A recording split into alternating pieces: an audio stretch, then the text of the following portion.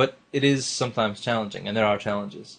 It's very high pressure. You have to be able to manage stress. You have to be able to think clearly under pressure, and knowing that you must succeed because there's nobody else to succeed for you. The job has to be done. I don't think you're going to put it another way. Nobody else can succeed for you. No one's going to come up behind you and sweep up your mess. You know, a lot of times when you're given these projects, you're given a specific part.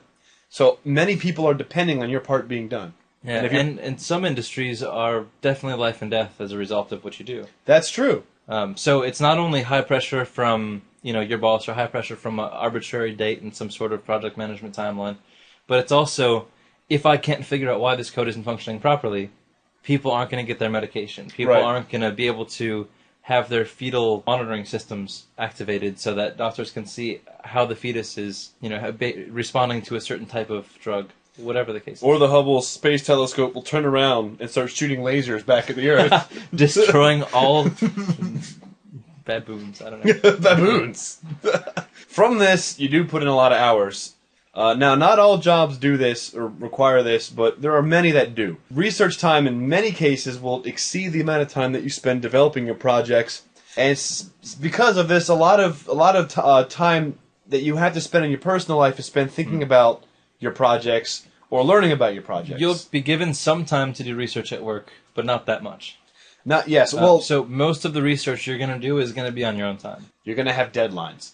And those deadlines don't include research time for the most part. Yes, right. And that also gets into something we won't get into here, but how to manage project management. Yeah. And how to box out your time and how to try to fight for yourself to have time to do research. But generally speaking, you won't get that. Usually they'll expect it to be done in 2 hours when you say it takes 2 weeks. And the job is sedentary. I mean, unless your chair is replaced with a treadmill and you have your computer propped up on there, or you're one of those like Bluetooth iPad assholes at Starbucks, like pacing back and forth, you're going to just be sitting and just like your eyes are going to be bleeding. Yes. And your fingers are going to be numb. You're just going to be sitting there cracking at something. In order to be able to keep focused for long spans of time, you should be physically fit. To the best of your abilities. Yeah.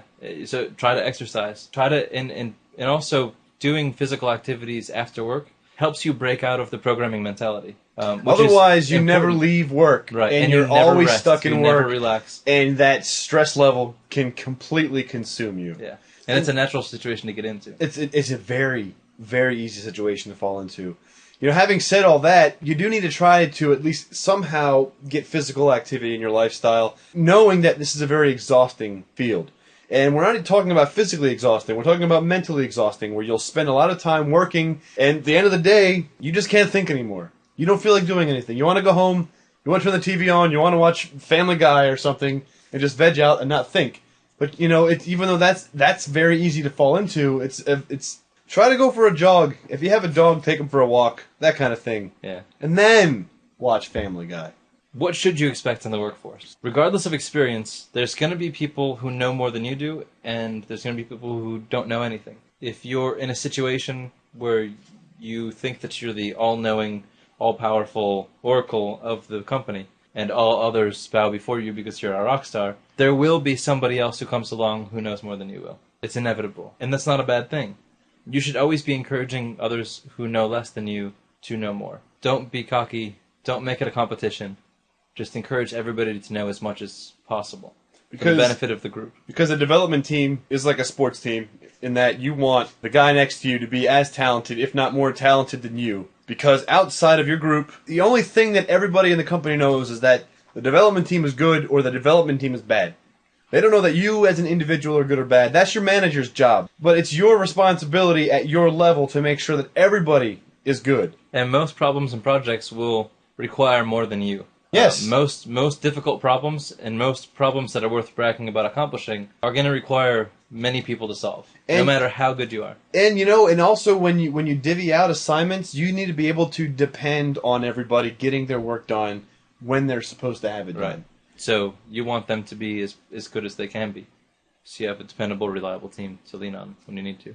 And in many cases, when you come into a new organization, there is a short grace period of time.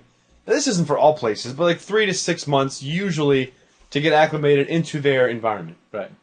So usually you're not expected to hit the ground running when you come into an organization. It's not, oh, I know this language and I'm familiar with this kind of thing, and you get the job and day one you're in there writing the code. You need to learn the process, the development life cycle, the environments, where code is stored, what the style is people use, how people do documentation, whatever the case is.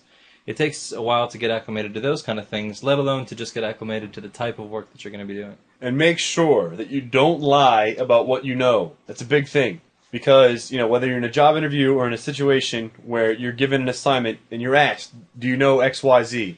Well, if you don't know why, make sure that you say that you don't know why. But also be enthusiastic about the opportunity to learn and understand why. Right. Companies want you to invest in you because you will be a return on the investment. If you show that you're enthusiastic and excited about learning something, the companies will encourage you to do that. But if you say you know something, you'll be expected to know it. And that will just prove your incompetence.